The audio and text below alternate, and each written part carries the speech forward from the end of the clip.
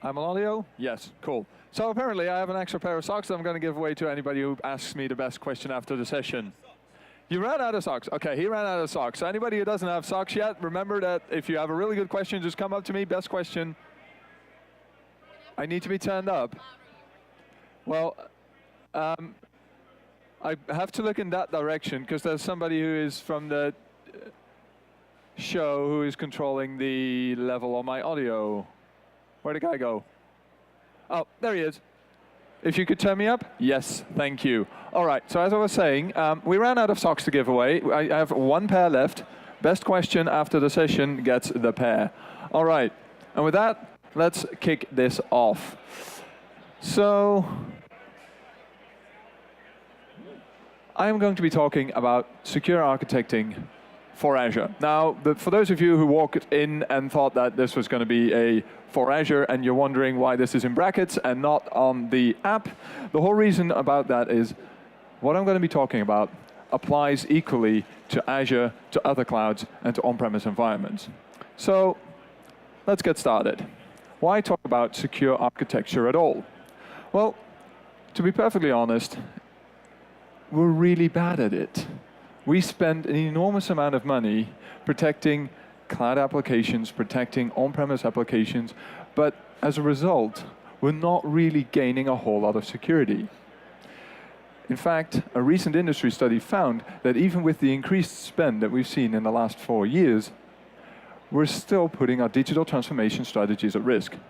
And at risk, I mean to the tune of $1.2 million per incident. So we really should go back to basics. And let's go all the way back to basics. This is the Collins dictionary definition of what the word security is. And obviously, emphasis here is mine, but they really hit the point home. Security is not something that you can add on. Security is a result that you gain by deploying measures against particular vectors of attack. Okay.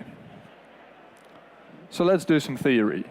There are really 3 things that you want to do when you need to design security for an application or solution. The first thing is a due diligence of what you're deploying. The next is an impact analysis to make sure that what you are deploying, that you understand it, and that you know how people would want to attack something like that. And lastly, and this is the big one, the one where we're all collectively dropping the ball on as a security industry, is consider the ecosystem that you're deploying into. Because point 1 and 2 are really pointless if you skip point 3. Obviously, you cannot not skip point 3 either, but get the point. Okay, so let's start with due diligence. The first thing that you want to know is, what am I deploying? And by that, I mean really study the application or solution that you're putting into production. Know what it runs on, the protocols it uses, any existing CVEs, all of it. You want to know what you are deploying as well as you know the back of your own hand. Next, you want to ask yourself, who will use this solution? And I'm not just talking about this from which users or user groups do I need to allow access to this? Really think about how this solution fits into somebody's daily work routine. Somebody's going to be using this to do their job. What will happen if this solution is not available? That's important. And yes, by the way, that also includes people administering it. Because if you forget those guys, they really don't like you. Next up is you want to have an answer to how will users interact with this. Now this is largely technical, but it's an important step. Are people going to be connecting to this from their phones, from their laptops, on a VPN, on a secure Wi-Fi, public internet, all of this? You really need to do this step to get a good idea of the size of the footprint of possible interactions that you need to design security for, because all of them have their own requirements. And the last step in your due diligence is to figure out which types of data you're working with. And this is obviously important for compliance reasons, and I'll get back to that in a second. Okay, so now that you've completed your due diligence, you know what you're deploying, the next step is to do an impact analysis. And there's a technical and a business side of it, but I'll start with technical. So obviously, once you know what you're deploying and you know the kind of clients that are going to be working with it, you want to inventorize all the attack factors. You need to understand exactly each and every single way somebody could go about attacking this. Once you've done that, you want to run a risk analysis, because knowing how they're going to attack it is only valuable if you know how likely it is it will be attacked and how easy it is to be attacked. And it's your job to understand how people could go about doing that and what the risk is. And then we get to the business side of things, because from a technical perspective, okay, system's down, fine, we can fix that. We can replace a bunch of servers, we can spin them up again, no problem. But what does that mean from a business perspective? Am I under any sort of legislation, GDPR? Am I under any sort of industry compliance requirements like PCI or HIPAA? And what does it mean if the application that I'm deploying or the data that it holds gets compromised from that particular angle? And even if the application that you're deploying does not work with the kind of data that would fall under these requirements, think about the reputation. Ultimately, if the more visible this is, the more likely it is to damage your reputation if that system becomes unavailable. And I mentioned it before, but here's where it becomes important. You need to know how the application that you're deploying fits into somebody's work routine, and what the productivity impact will be if that solution is unavailable.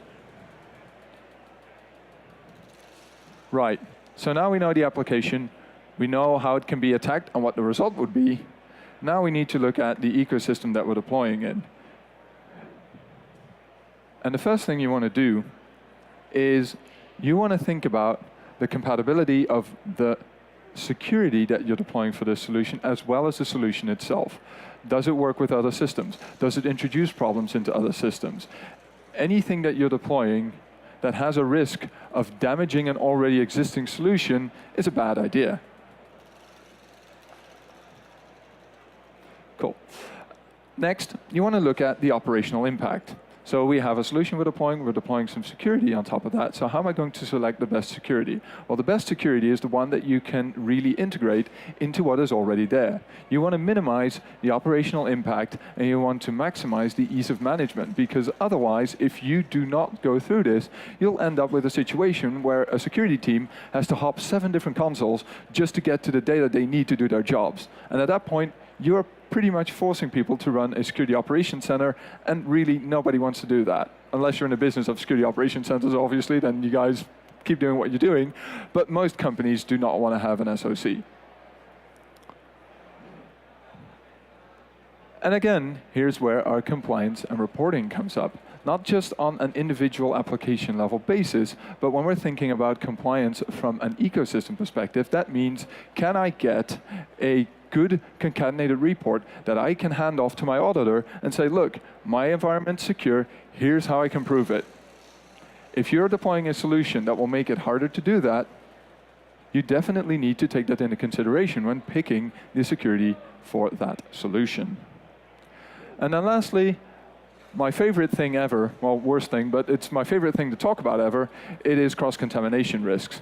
And this is really what everybody's been talking about in the last years when they talk about land and expand. Because the solution that you're deploying might not be business critical. It might not even be a big deal if it becomes unavailable. But are there any implied security privileges to what you're deploying, and how could somebody go about exploiting those? Think about it this way. I'm installing a bunch of IoT thermostats in an office building. Big whoop, they get hacked. No big problem. The worst the attacker can do is make everybody's life a bit more miserable by turning up the AC or turning it down. No big deal. Until you start to remember that these systems talk to a boiler. That is run by a management system. That might feed back into another system. You can chip away at an environment tier by tier by tier until you get to something that is actually valuable. So if you don't think about your cross-contamination risks, you are definitely you're definitely forgetting the most important step, to be quite honest. Okay, let's put this in practice. So let's go and take all of these concepts, because they're a bit vague, and let's start applying them to an example. So say hello to my SaaS application. Now this is an imaginary application, but I know a few things about it. I know that my clients are going to be using mobile devices and laptops to connect with it. This application holds PII data, and as a result, well, you know what, let's pull up our trusty shared responsibility sheet and let's look it up. So we know that there's different users that are going to be working with it, and it's going to hold classified data. And that means that I can immediately tick off 2 items on that responsibility chart and say, okay, I'm going to have to design for that. Well, this is the easy step. We'll just deploy Azure AD to make sure that I have consistent identification and I can track who had access to what. And I'm going to deploy some form of data classification and accountability inside the application, whether that is on Azure and as a result supported by that, or it's built into the application itself. Again, this is the easy part. Now we start adding clients to the mix. And a little bit about those clients. They're going to be using an SSL connection to this environment from both a browser and a dedicated application. Now, the browser session is going to cache some of the content locally for display purposes, whereas the application has been designed to enable road warrior-like behavior so that people can sync their applications to their devices so that they can work with them on the go even when they don't have internet. Right, that immediately tells us we have 2 more things to think about. First of them being, obviously, client and endpoint protection. We want to make sure that we protect those sessions or those applications from being attacked, both on traditional laptops and desktops, as well as on mobile devices. And this is a big one, because I can install something in any browser that will exfiltrate all of the keystrokes that are going into that session very easily.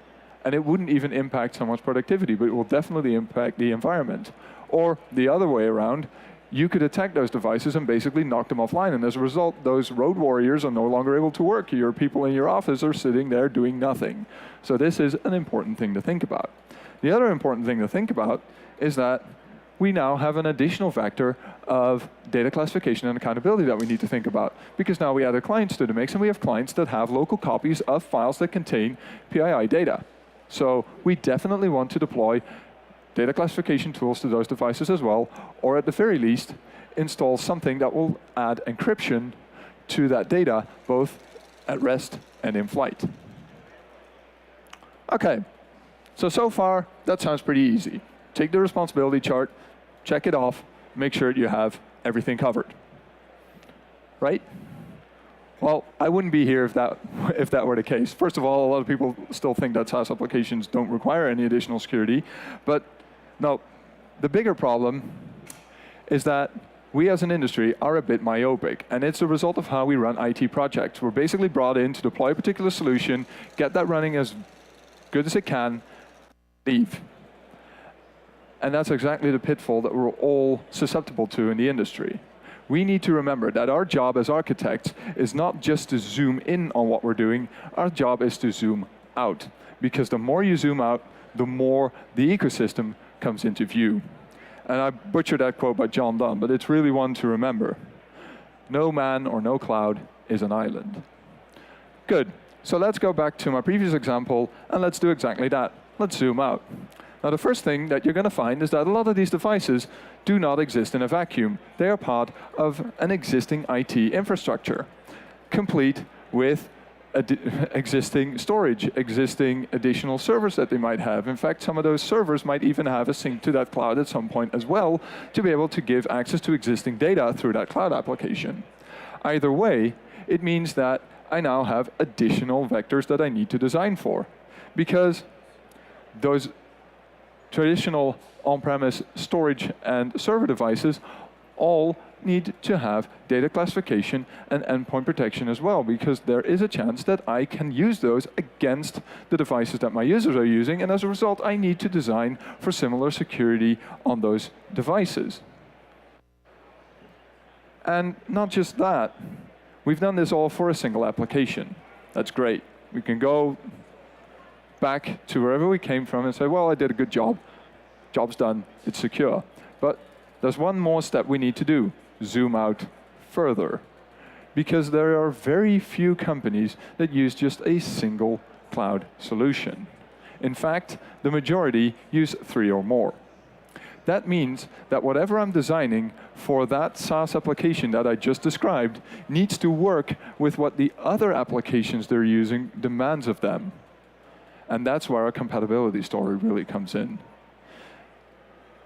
And God help you if you are deploying an IaaS-based solution, because now you're not just responsible for the client and data interactions, you're also responsible for securing the machines that sit on that cloud. You're responsible for defining where the edge of that cloud is. You're responsible for defining what happens to devices outside of that edge, for any third parties that that cloud application needs to sync with, etc., etc., etc.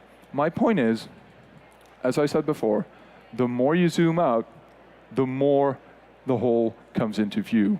And you really need to design for the whole. So that brings me to my key takeaways. If any of what I said can be boiled down into a few points, those points are these. You want to start at your application and work outwards when designing security. Start at the lowest possible zoom level and zoom out. User behavior and devices should lead security design. It's very easy to design a secure cloud and forget that the devices that are connected to it need security to make sure that whatever you've got in that cloud is not susceptible to cross-contamination. Visibility and reporting are crucial. If you cannot, at any given point in time, go to a console and say, hey, these are the interactions that I have with this application, these are the factors that I need to keep into consideration when designing my solution and securing my solution, you need a better security solution, to be quite honest. The next thing really drives that home. Integration increases security effectiveness. This is the story of the 7 consoles. The less consoles, the less things I need to keep track of, the more I can do my job as a security architect and as a security team, because now I can see what's going on. And this might sound like I'm beating the nail a bit too hard over the head, but really take this home. Even a well-architected and secure cloud solution will fail if you ignore the ecosystem. Secure data is only secure so long as it sits within the boundaries of your security. Oh, and by the way, really, redoing existing architecture is hard. You want to do this right the first time around, because trying to clean up the mess afterwards is, well, not a pleasant job, and it's leagues and bounds harder. So, here's some good news. Luckily, there are solutions out there that will help you with the parts of this that can be automated. And with that, I'd like to introduce Software Central. So Software Central is our security ecosystem management tool, or as I like to call it, the one console to rule them all. And it's been designed from the ground up to actually do this, to take all of what I just talked about into consideration when designing security that needs to work in ecosystems. So you get a SaaS solution that's hosted by us with unified policy management. You set a policy for a particular application or a particular vector that you feel is important to protect, and it will be applied across multiple devices, across multiple agents. You get consolidated reporting. This is the thing that your auditor is going to love. Instead of providing 5 different reports that you stitch together, you can just go to one console and say, give me the security status of my entire environment. Boom, there you go, done. And the one thing this really enables, and why I feel that integration is so important, is because we now have all of these products and all of these data streams into the same console, we gain a whole lot of insight. We can do root cause analysis across multiple devices. You can see that a phone got hacked, somebody tried to connect to a particular server from there was a bunch of protocols that were used, all of that in a single pane of glass. And you get what we like to call active threat identification, because now, hey, you have multiple devices telling us at the same time that somebody's trying to do something fishy, it's probably worth investigating. So that's already pretty easy, and we made it easier by allowing you to do sub-estate management and even user self-service. Couldn't make it any easier? Well, we actually thought that we couldn't, and then we did. That's what we call synchronized security. So synchronized security is really the next step of that integration story. It takes that approach with all of my products feeding into a single console and then says, okay, now let's use that power. Let's have these devices talk to each other. And that gives you accelerated threat discovery and, even better, automated incident response, because now you have reliable data, and with that reliable data you can say, okay, if I'm seeing this, I want to take this or that particular action. And that's done through what we call our security heartbeat, which enables these components to exchange information. All right. With that, oh yes, my mic didn't get cut off. Cool. Okay, so with that, I've reached the end of my presentation. I thank you all very much for joining me. If you want to have a further discussion on Software Central, software synchronized security, or architecture in general, then by all means, please feel free to visit us at booth 219. And lastly, because Microsoft likes me to remind you, please evaluate this session. Thank you so much.